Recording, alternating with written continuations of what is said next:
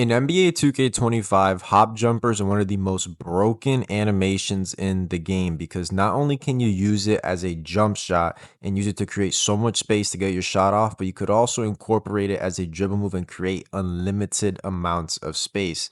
And the best part about it is that it has zero ball handle requirement.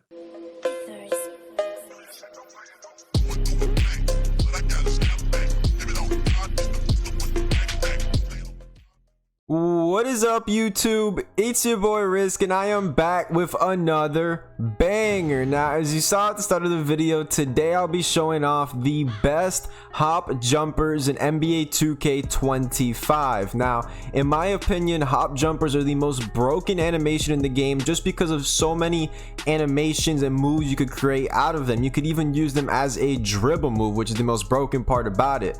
Now, I'll be showing this for every single build so you guys could all take advantage of this, and I'll even be showing off a tutorial on how to use these moves, and I'll have a whole timestamp down below so you can skip around to whatever part you need. Now, before we get into things, if you're new and you find the video helpful, please drop a like and then hit that big red subscribe button and the notification bell and set it to all notifications so you can be notified every time I upload videos like this in the future. And with that being said, let's get right on to the video. So as you guys can see, I have already tried quite a few hop jumpers here. I tested a lot of these out in the My Core and online in actual games, and I've already came to a consensus on the best 3 to 4 hop jumpers you need to be using in NBA 2K25. So to start things off here, we're going to start with my point guard builds, or really any build that is 6'10 and below.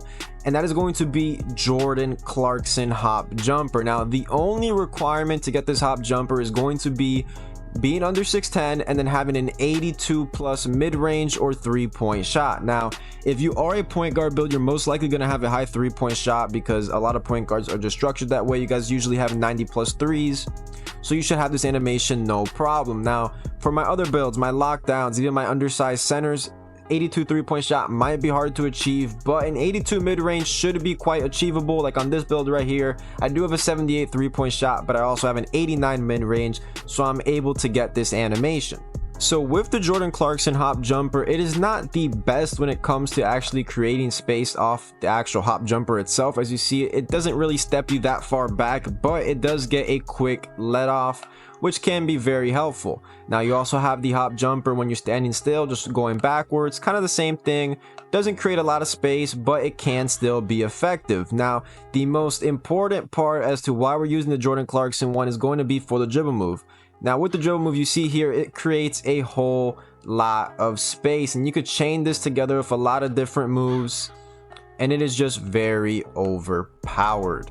Next on the list, we have Kevin Durant. Now, Kevin Durant, all you have to do is be at least 6'5", and there is no height restriction on it. The only downside of Kevin Durant is that you do have to have an 87 plus mid-range or 3-point shot. Now, if you are a center build, I would really recommend using this. If not, I would always go with Jordan Clarkson. But if you're above 6'10 and can't get access to Jordan Clarkson, Kevin Durant is going to be the next best option. Now, hopefully you do have an 87 mid-range. Like on my build, I have a stretch type of center. It is 6'11". I could get Kevin Durant, so it works out in that case. Now, with the Kevin Durant hop jumper, you're going to see it's going to create a little bit more space than the Jordan Clarkson one. Still, you're not getting a whole ton of space, but ultimately we're not picking these hop jumpers for the actual hop jumper itself. It's more for the dribble animation, but once again, it is still a pretty good hop jumper. When you step back, you actually get a lot of space on that one. That could be very nice because you could potentially do that all the way from the free throw line, and get all the way back to that 3-point line. So that one is actually a pretty good animation. But for the actual dribble animation you could do out of it, it is that kind of Kevin Durant crossover. Very nice. You can kind of chain it together with a lot of different moves, and it's going to be very nice to have. Now, last but not least, we have arguably the best one to use, simply because this one has zero restrictions, and that's going to be normal 2. Yes, any build can use this hop jumper, whether you have a 3-point shot or a midi, regardless of your height. You can use this hop jumper, and it's the best one to use that doesn't have any requirements attached to it. And this normal 2 hop jumper is actually arguably maybe the best one in terms of the actual hop jumper itself. You get a pretty good distance on that hop jumper. Let me do it one more time for you so I could actually get back to that corner. But you can see you actually get more distance than the Kevin Durant and Jordan Clarkson get.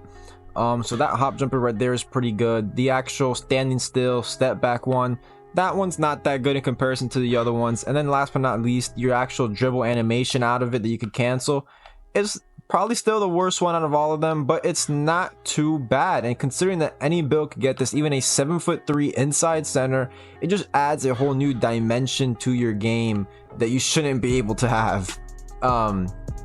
And yeah, but now we're gonna quickly get into the actual tutorial of how to pull off these moves. So these moves with the hop jumper are actually very simple to pull off, but just in case you guys don't know, we're gonna do a quick little tutorial on it. So we're gonna start off with the actual normal hop jumper, how the hop jumper is intended to be used to kind of create some space, end of the shot clock, and actually get off a shot. So pretty much all you want to do is pretty much hold RT and sprint to anywhere on the court. Preferably, I like doing it in the corners, so you can kind of go from the mid-range and kind of hop jumper back to that three-point line.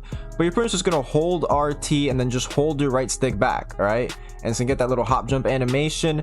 And then in this 2K, what I like to do is just flick your stick up and then use that rhythm shooting, because you're gonna get a bonus to actually shoot the ball. So you're just holding RT, flicking your stick down, and then you're gonna flick it back up, and then bam. Very simple and very effective. Now you could also actually cancel this animation, cancel the shot animation out of it by just pulling it back a little. Well, I just got a dunk right there, but if you don't pull it back all the way, you just pull it back slightly, you could actually cancel the shot animation. You could use this as a dribble move as well, because you're actually not going to go into the shot, but you could use it and just cancel it and then dribble out of it.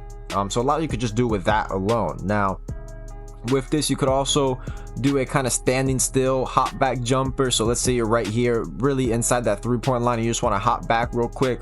Just hold RT and pull that right stick back. Same kind of mechanism, and you're just gonna do that little hop step back.